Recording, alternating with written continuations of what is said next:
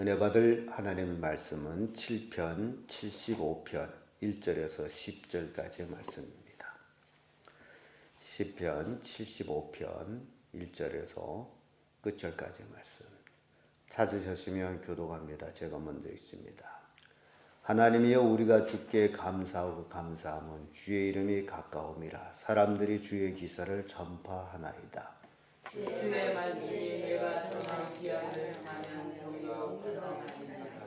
땅의 기둥은 내가 세웠거니와 땅과 그 모든 거민이 소멸되리라 하시도다. 내가 오만한 자들은 오만히 하지 말라며 감사자들의 불을 들지 말라 하였느니 너희 뿔을 높이 들지 말며 교만한 목으로 말하지 말지어다. 대저 높이는 일이 동네서나 서에서도 남에서도 많이 같지 아니하고 오직 재판장이신 하나님이 이를 낮추시고 저를 높이시느니라. 여호와의 손에 잔이 있어 술소품이 일어나는도다. 속에 썩은 것이 하나님의 지가시니 실로 끄집까지 땅에 나는 야곱이 하나님을 영원히 선포하며 찬양하며 또 악인의 뿔을 다 베고 의인의 뿔은 높이 들리로다. 아멘. 이 말씀으로 주께서 오시면 이런 제목으로 말씀 나누겠습니다. 우리 기독교 신앙 중에 핵심이라고 말할 수 있는 것이 바로 주의 오심을 기다리는 겁니다. 대멍한다.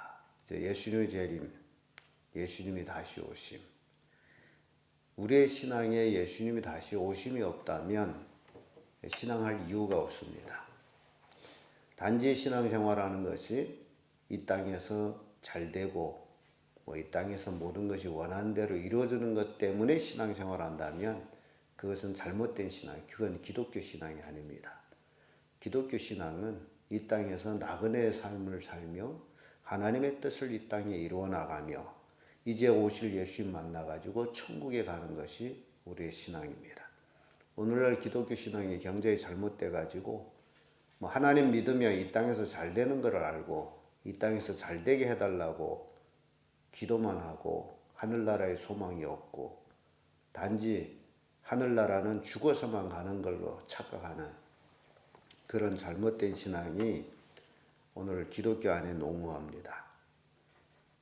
우리의 신앙은 예수 그리스도를 믿고 거듭나서 이 땅에 살아가는 동안에 하나님의 뜻을 이루어 나가며 그리고 주님이 재림할 때 영원한 하늘나라에 가서 사는 것, 이것이 우리의 삶입니다. 그래서 시편 기자도 이제 주께서 오시면 대해서 말씀을 주고 있는데 구약시대 사람들은 메시아 사상으로 살았습니다. 이제 메시아가 오게 되면 모든 것이 회복이 된다라는 그런 신앙을 가지고 살았어요. 그러면 오늘 본문을 통해 가지고 주께서 오시면 어떻게 되느냐? 주께서 오시게 되면 땅의 거민들이 소멸된다라고 기록하고 있습니다. 3절의 말씀 보면 땅의 기둥은 내가 세웠거니와 땅과 그 모든 거민은 소멸되리라 하시도다 라는 말씀이 있습니다. 2절에 보면 주의 말씀이 내가 정한 기약을 당하면 정의로 판단하시리니 이제 주께서 오시면 심판을 하시는데 바로 이 땅의 거민, 땅에 사는 사람들을 얘기하죠. 다 소멸될 것이다. 예수님 재림하면 그렇습니다. 예수님이 다시 오시면 이 땅의 거민들, 즉 믿지 않는 자들, 그들은 하나님의 심판을 받아서 지옥으로 가게 됩니다. 믿는 자들은 공중으로 끌어 올라가게 됩니다. 그래서 심판이 바로 예수님 재림으로 인해서 이루어지는 것을 보여줍니다. 시편 7편 8절의 말씀 보면 여호와께서 만민들에게 심판을 행하시오니 여호와여 나의 의와 내게 있는 성실함을 따라 나를 판단하소서라는 말씀이 있습니다. 하나님이 심판주예요. 하나님은 이 땅에 사는 사람들이 각기 땅에서 살아가는 동안에 행한 대로 그들이 삶대로 심판을 하신다라는 겁니다. 그래서 최봉숙 목사님이 외친 것 같이 예수 천당 불신지요. 심판대에 서는 사람들, 하나님을 믿지 아니함으로 결국 지옥으로 가게 된다라는 것을 보여주고 있습니다. 시편 104편 35절에 죄인을 땅에서 소멸하시며 악인을 다시 잊지 못하게 하실지라도 내 영혼이 여호와를 송축하리다. 하나님의 심판 때 죄인, 악인들은 다 없어진다. 그러나 나는 하나님을 송축하리로다 라는 고백을 합니다. 또 시편 112편 10절에 악인은 이를 보고 하나여 이를 갈면서 소멸되리니 악인의 소욕은 멸망하리로다. 계시록에 보게 되면 악인들이 심판을 받을 때에 이를 간다라고 표현하고 있습니다. 근데 가만히 생각해 보면 그럴 것 같아요.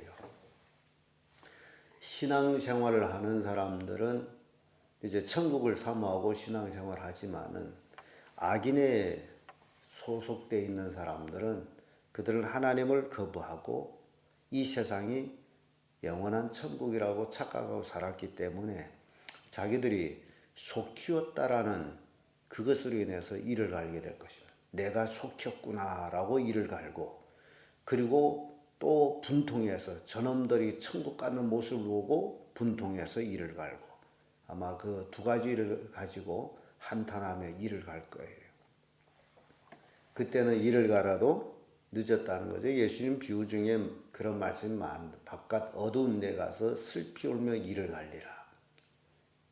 혼인잔치에 예복을 입지 아니하고 온 사람도 쫓겨나서 그 모습 보는데 그 혼인잔치 바로 예수님 만날 때의 모습입니다. 신랑 대신 예수님 만날 때에 예복을 입지 못한 자들, 그들은 어두운 바깥에 쫓겨나게 될 것입니다. 그래서 거기서 슬피 울며 이를 갈게 돼 있어요. 오늘날 우리에게 있어서 예복은 믿음의 삶입니다. 그래서 주께서 오시면 바로 이렇게 땅의 거민들이 소멸된다. 두 번째, 악인들이 뿌른 비임을 받는다. 악인들이 오만한 뿔이 있습니다. 교만한 자의 뿔이 있습니다. 이 뿔들이 다 비임을 받게 된다는 거죠. 4절에서 8절의 말씀인데 4절의 말씀 보면 내가 오만한 자대로 오만히 행치 말라 하며 악한 자대로 뿔을 들지 말라 하였노니 너의 뿔을 높이 들지 말며 교만한 목으로 말하지 말지어다. 대저 높이는 이는 동에서나 서에서 말미암지 아니하며 남에게서도 말지 아니하고 오직 재판장이신 하나님이 이를 낮추시고 저를 높이시느니라. 이런 말씀. 악인들은 그 뿔이라는 게 교만을 얘기하는데 악인들은 자기 악을 행함으로 인해서도 하나님이 없네. 내가 악을 행한데도 나를 벌하는 자가 없구나. 그래서 더욱 악하게 사는 사람들이 많습니다. 하나님은 기다리고 계시죠. 회개하고 돌아서기를. 그럼에도 불구하고 하나님이 없다라고 악을 행하는 사람들, 이제 그들이 악의 뿌리가 주께서 오시게 되면 다 비임을 받게 될 것이다라는 것을 말씀하고 있습니다. 예레미야 48장 25절에 모압이 뿔이 찍혔고 그 팔이 불러졌도다.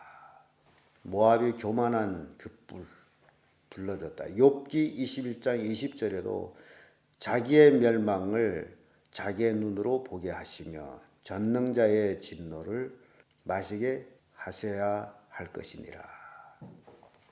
욥기 24장 24절에도 그들을 높아져도 잠시간에 없어지나니, 악인들이 교만한 뿔이 높은 것 같지라도 잠시간에 없어질 것에 대해서 말씀합니다. 그래서 이 세상이 인간으로 볼 때는 긴 것 같습니다. 몇천 년, 세대주의적인 차원으로 볼 때에 6천년 세대라고 말하고 있지만은 그런 6천년 세대가 인간으로 볼 때는 굉장히 긴 세월입니다. 왜냐하면 100년도 살지 못하기 때문에 그렇습니다. 그러나 하나님께로는 1000년이 하루와 같은 것에 불과합니다. 그래서 인간 세상을 하나님의 시간으로 계산한다면 지금 현재 6천년 세대밖에 안 돼. 6일 정도 아무 의미가 없는 것. 그래서 악인들은 현재 흥왕한 것처럼 보이지만은 다 그 뿌리 뽑혀서 잘려버리고 멸망할 것이다.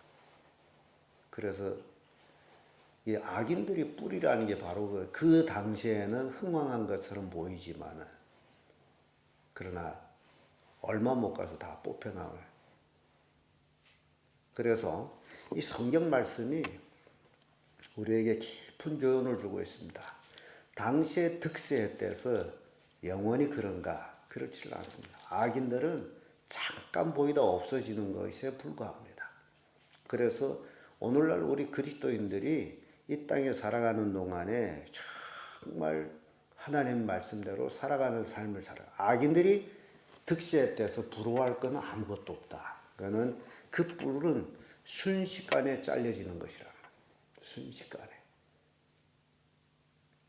그래서 이 악인들이 뿔은 잘리게끔 돼 있다라는 겁니다.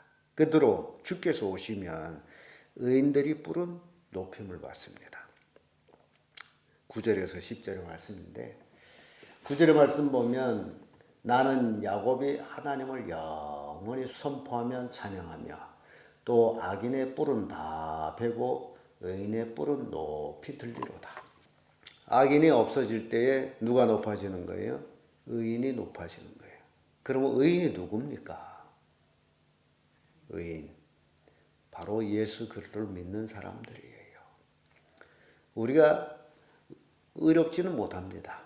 세상 사람과 똑같은 죄인들이에요. 그럼에도 불구하고 예수 그리스도를 믿음으로 그 십자가 보혈이 우리 죄를 가리워서 하나님이 우리를 의롭다 봐주기 때문에 그래서 로마서에서는 의롭다 칭해준다 그러죠. 의롭다 불러준다.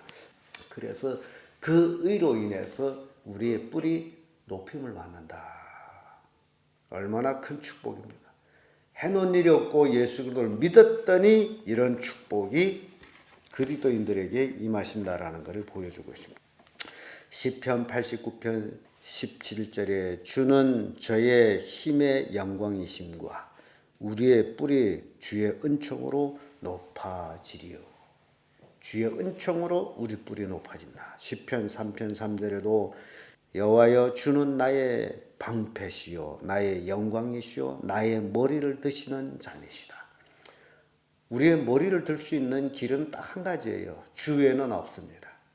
그래서 지금은 다른 사람한테 뭐 짓밟히고 뭐 낮아졌다 할지라도 크게 신경 쓸 일은 없습니다. 다만 겸손하게 주님만 의지하면 때가 되면 주께서 높여주는 거예요. 사무엘상 2장 7절에도 여호와는 가난하게도 하시고 부하게도 하시고 낮추기도 하시고 높이기도 하시도다. 하나님이 하신 일이에요. 하나님은 가난하게도 하시고 부하게도 하시고 낮추시기도 하고 높이시기도 하는 하나님. 그렇기 때문에 우리가 하나님 장중에 잡혀 있는 자가 돼야 하나님이 쓰시고자 하는 대로 낮췄다 높였다 가난하게 했다 부유하게 했다라는 거예요. 이것은 내게 있는 것이 아니라는 거예요. 근데 오늘날 이제 잘못된 착각을 하게 되면 자기가 높아질 수도 있고 자기가 부하게 될 수도 있다라는 그런 잘못된 개념을 가지고 사는. 열심히 자기가 이 땅에서 뭐 일을 하면 높아지고 부하게 되고 그렇게 생각하는데 실상은 누가 그렇게 해주는 거예요? 하나님이 해주는 거예요. 우리는 하나님 안에서 최선을 다해서 이제 하나님을 잘 섬기는 삶을 살면 되는 겁니다. 시편 92편 10절에도 주께서 내 뿔을 들소의 뿔같이 높이셨으며 내게 신선한 기름으로 부으셨나이다. 들소가 대단한 힘을 가지고 있어요. 가끔 동물세계 동영상들을 이제 보게 되면요, 사자들이 들소를 잡아먹는 것들이 참 많이 나옵니다. 근데 사자들이 들소를 잡아먹을 수 있는 원인 중에 하나가 사자가 혼자서 들소를 못 잡아먹어요. 1대1로 들소 사자가 대결한다면 사자가 못 이깁니다.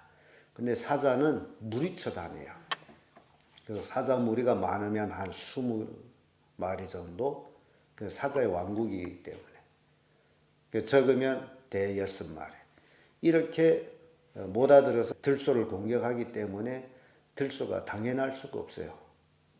그래서 잡혀 먹히는데 들소들도 가끔 보게 되면 그 의리 있는 들소들이 있더라고요.